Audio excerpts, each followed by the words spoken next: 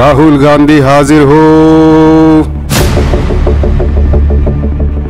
राहुल गांधी, तुम्ही न्याय यात्रेत न्यायच घेऊन येणार असं ऐकलं। मग ऐका ना, एंटिलिया प्रकरण आठवतंय? ज्या मुकेश अंबानींच्या विमानातून तुमच्या मम्मी फिरतात, त्यांच्या घराबाहेर दारू गोळा भरलेली कार सापडली होती आणि त्या कारचे मालक मनसुख हिरेन होते।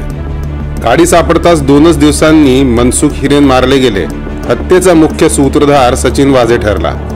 तोच पोलीस मामा सचिन वाझे, ज्याचा ट्रॅक वाईट असतानाही, गुन्हेगारी असतानाही तेव्हाचे सीएम असलेल्या उद्धव अंकलनी मुंबई पोलिसात अक्षरशः नवागडी नवं राज्यच दिलं। त्याच्या आडून करोडोचं वसुली रॅकेट चालवण्याचे मनसुबे आखले गेलेत। शरद काकांच्या राष्ट्रवादीचे नेते व तेव्हाचे गृहमंत्री अनिल देशमुख हे देखील या त्या रॅकेटमध्ये सहभागी होते।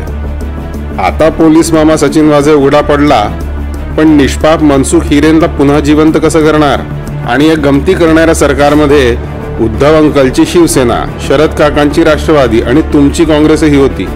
गुन्हा करणारे, गुन्हा करण्याचा आदेश देणारे आणि गुन्हा घडताना मूक संमतीने पाहणारे ते तिघेही या पापाचे पार्टनर्स असतात। बरं राहुल ब्रो, तुम्ही न्याय यात्रा काढताना पण आता लोकांचे प्रश्न ऐकायला, उत्तर द्यायला टाइम प्लीज करणार ना?